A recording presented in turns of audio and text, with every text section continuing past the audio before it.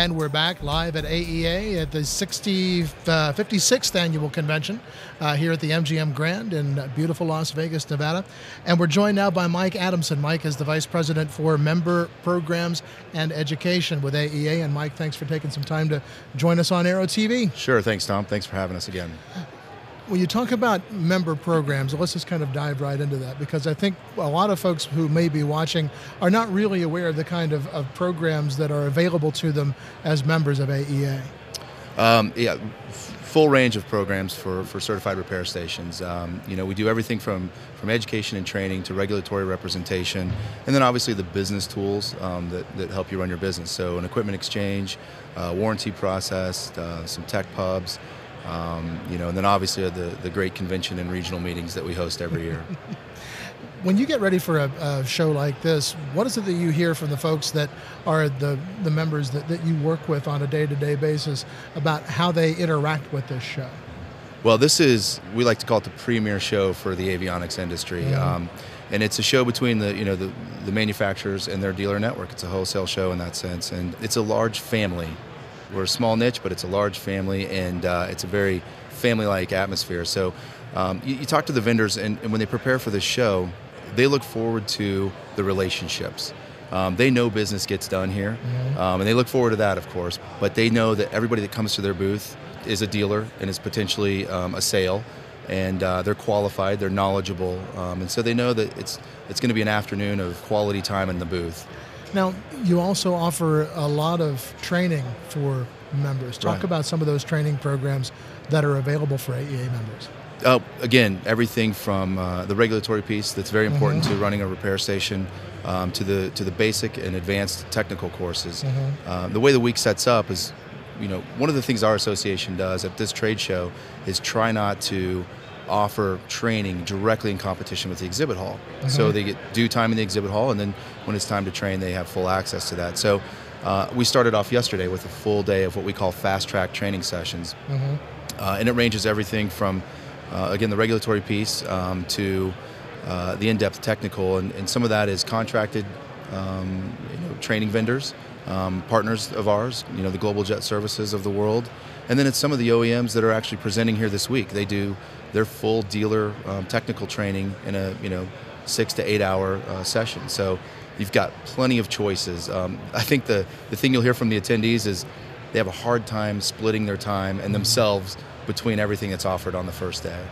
But you've also said that you've had to packed training rooms here in the early part of the week. Yeah. So we encourage shops. It's very difficult for some of the smaller shops to bring everybody to the show, but we certainly encourage that because you can't attend everything, and there is a lot going on one day. And so this year, they must have heeded that advice because the rooms were full, and not that they haven't been in years past, but we're noticing an uptick, and we felt like that when we came out here. We had a slightly bit more registrations than when we left for DC last year, so we're feeling really good about it. When you talk to AEA members on a day-to-day basis, are you getting a kind of a feeling that maybe there's a bit of a sense of optimism about the avionics industry in general as we come maybe finally out of the backside of this recession? Certainly. The R&D hasn't stopped. So the new technology's coming. There's some mandates on the horizon. We're getting closer to those. And there's good competition out there. So that drives product development and growth. And, the dealers really thrive off of having new things to sell. The cockpit's changing, of course. We could have that conversation every year, every day. But, it's changing dramatically, introducing some things that, you might normally not find in a cockpit, and how to integrate with those things. And so, I think that obviously means sales for the dealers. And I think even incrementally, that's an encouraging thing, and they're excited about it. And one of the things that many of the things folks that people will see when they come to this particular show, there's a lot of emphasis on safety. Almost everything that's being manufactured is either for the comfort of the people in the back of the airplane or the safety of the people in the front of the airplane, or everybody in the airplane. Absolutely. And safety management systems is a term that has come up more and more often recently. What is AEA's role in helping to develop those safety management systems? Well, from an operations standpoint, from the 145 repair station business side, we've developed a solution to answer that call from the ICAO initiative to have an SMS program. Now it's not FAA mandated, but it is a program that depending on your customers you may be required to have.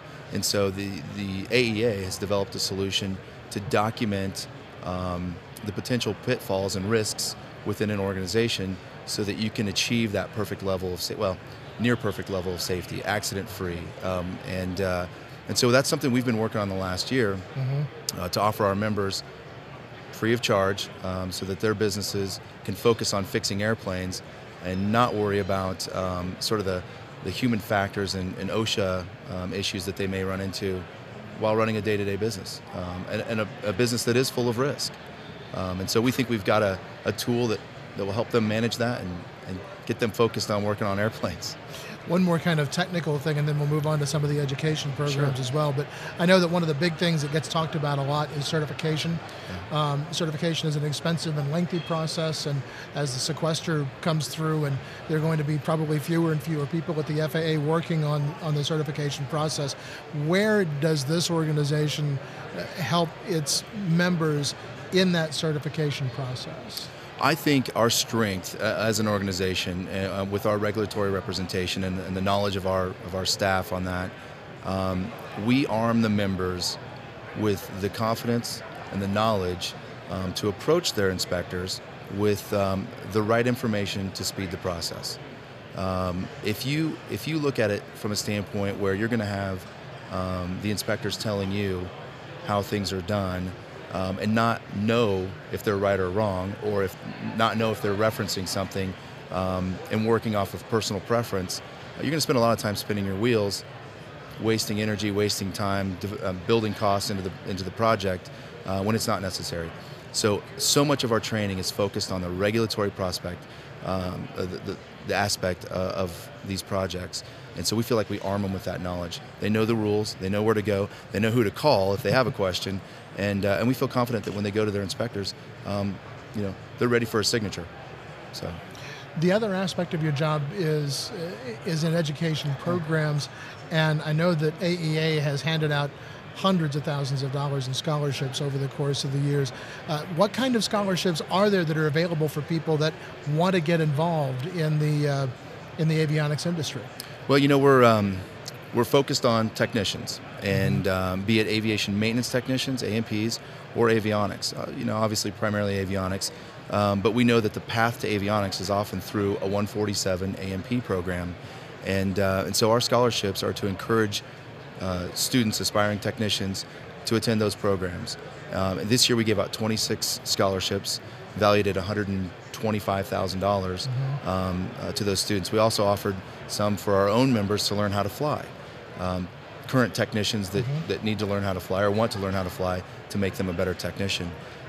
So over the course of the 20 plus years that the Educational Foundation's been in existence, it's actually almost $2 million we've given out to these aspiring technicians. And the folks that are here in the booths in the exhibit hall are the ones that make it possible. All the sponsors from the different major manufacturers that sponsor these awards. It's interesting that you mentioned that, and I just want to expand on it a little bit, that the folks who are working on the airplanes aren't always the ones who are flying the airplanes. Does the AEA encourage the folks who work in the repair shops and such to become licensed pilots, to understand what it's like to sit behind those instruments they work on every day? Absolutely. We need more pilots. We need more pilots, and that's got a dual purpose. We need more pilots so this can thrive as well. But for the technicians that are in the shop, everyone that's applied, you get to read why they're doing it, and more, it's just to be a better troubleshooter. It's an obvious thing, but when you learn it from the panel side, you know so much more about it. You're such a more effective troubleshooter, and that's an obvious thing. You're going to be a benefit to your customers when they come in with squawks on their plane. You're going to understand what they're talking about and speed the process of troubleshooting. So absolutely, we encourage it to the tune of $15,000, $16,000 per year in flying flight training scholarships that we offer. Let's talk then just real quickly about the application deadline for those scholarship programs. I know that they can't just come the day before and say, I'd like to apply for a scholarship. yeah. It's an intense time of year. It's every year. It's February 15th, and that's set so that we can select the applicants by the time we get to convention and announce the applicants at convention, which we did just this morning. Okay.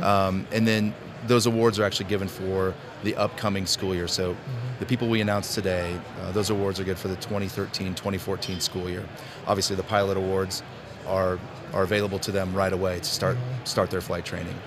And that's for any accredited institution, the Embry-Riddles of the world, and et cetera, on down the line? Absolutely. We've got about 55 academic members of the association, and they're accredited institutions that have, 147 A&P program plus some form of an avionics program. And certainly it's for our AEA members. We hope they attend those, but obviously there's other institutions out there that maybe need to join that they could use the awards at. Absolutely. A lot that goes on behind the scenes. Oh, yes, sir. Absolutely. Well, Mike, thanks very much for joining us today. We really appreciate you taking some time to talk about some of those programs that folks who understand that there is an organization about aircraft electronics might not know that the things that go on behind the scenes. Pay some attention to that man behind the curtain. Appreciate that, Tom. Mike Adamson with the Aircraft Electronics Association, the Vice President for Member Programs and Education. Aero-TV's live coverage of the 56th Annual AEA International Convention and Trade Show is brought to you in part by the following sponsors.